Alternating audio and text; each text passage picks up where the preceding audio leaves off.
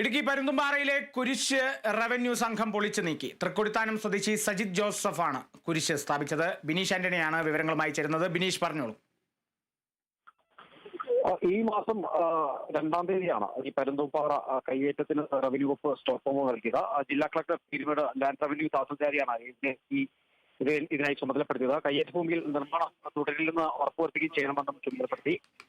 അതോടൊപ്പം തന്നെ മഞ്ചുമല, വാഗമൺ, പരുന്തുംപാറ എന്നീ വില്ലേജുകളിൽ 5 സർവേ നമ്പറിലുള്ള ഭൂമിയിൽ കളക്ടർ നിരോധനം പ്രഖ്യാപിച്ചിരുന്നു. ഈ നിയന്ത്രണങ്ങളൊക്കെ കാറ്റിൽ പറത്തിയാണ് ഈ കയ്യേറ്റക്കാരൻ കുരിശ് നിർമ്മാണം നടത്തിയത്.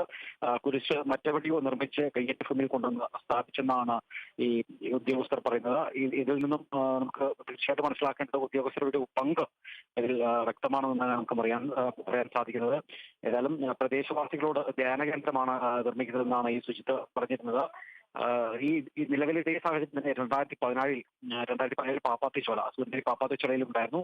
അതിനുശേഷം പിന്നീട് ഈ റവന്യൂ വകുപ്പ് കർശനമായ നടപടി സ്വീകരിക്കുകയും പിന്നീട് ഈ കുരിശ് പൊളിച്ചു നീക്കുകയും ചെയ്യുന്നു. ഏതായാലും ഈ സജിത്തിനെതിരെ FIR രജിസ്റ്റർ ചെയ്യണമെന്ന് റവന്യൂ വകുപ്പ് പോലീസിനോട് ആവശ്യപ്പെട്ടിട്ടുണ്ട്. അതോടൊപ്പം തന്നെ ക്രിമിനൽ കേസും രജിസ്റ്റർ ചെയ്യണമെന്നും ഈ വണ്ടിപ്പെരിയാർ പോലീസിൽ തഹസിൽദാർ ആവശ്യപ്പെട്ടിട്ടുണ്ട്. ഏതായാലും അത്തരത്തിലുള്ള ഒരു നടപടി മുന്നോട്ട് പോകുമെന്നാണ് അറിയാൻ സാധിക്കും. കാരണം സ്റ്റോപ്പ് നൽകിയിട്ടും ഈ സ്റ്റോപ്പ് ലംഘിച്ചാണ് ഈ ഒരു കുരിശ് സ്ഥാപിച്ചത്.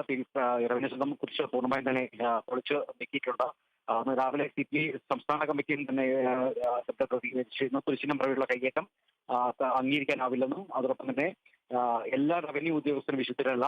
പരുന്തുംപാറ കയ്യേറ്റത്തിനെതിരെ ജില്ലാ ഭരണകൂടം ശക്തമായ ഇടപെടൽ നടത്തുമെന്നും തന്നെ CPI സംസ്ഥാന കൗൺസിൽ അംഗം KK ശിവരാമൻ പ്രതികരിച്ചാലും കുരിശ് അപ്പോൾ പൊളിച്ചു നീക്കിയിട്ടുണ്ട്. ഇവിടെ ഇനി വരുന്ന 2 മാസത്തേക്ക് കളക്ടർ നിരോധനം പ്രഖ്യാപിച്ചിട്ടുണ്ട്. ഇയാൾക്കെതിരെ ശക്തമായ നടപടി സ്വീകരിക്കാനാണ്, ക്രിമിനൽ കേസുകൾക്കുള്ള നടപടി സ്വീകരിക്കുന്നത് തന്നെയാണ് നമുക്ക് ഇപ്പോൾ അറിയാൻ സാധിക്കുന്നത്.